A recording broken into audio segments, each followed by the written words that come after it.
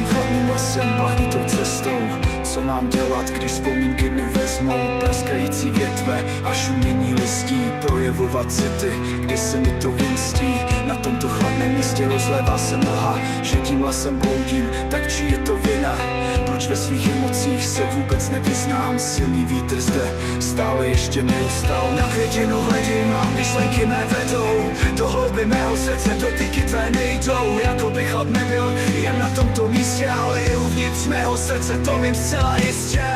Proč nedokážu projevit emoce, jako by v mojí duši byly jenom ledovce? Pohledni do mých šedých očí, jsou bránou do mé duše, která křičí. Proč nesrovnám se se svými pocity? Vyznat se v nich je až příliš složitý. Z šedých mraků padají kapky a z šedých očí začínají padat taky.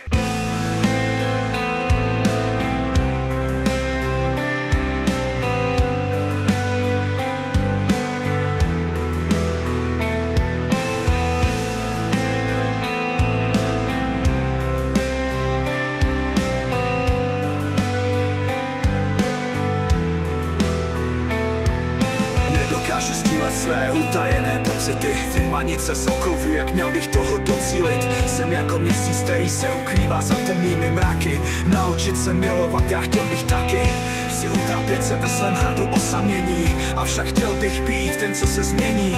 Chci umět dát ti lásku a nejenom ji přijímat. Nesnaž se mezi mými slovy jen vyhýbat. Hledím do hlubin temných vod jezera, zde vytrácí se má bezvýhradná důvěra. Kež by déšť smil všechnu moji bolest a jako velká voda všechno špatné odnes. Proč nedokážu projevit emoce, jako by v mojí duši byly jenom ledovce? Pohledni do mých šedých očí, jsou bránou do mé duše, která křičí. Proč nesrovnám se se svými pocity?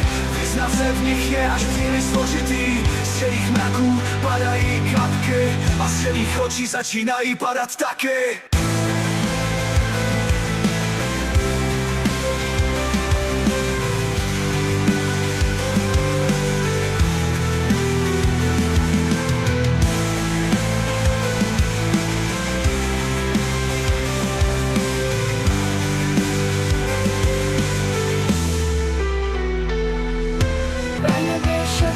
Jako tvoje oči, tvoje srdce, proto moje mlčí. Naopak to moje lásko k tobě hyne. Náš čas jako řeka plyne. Stojím na dešti, který je až příliš chladný. Věděla jsem, že nebude to snadný.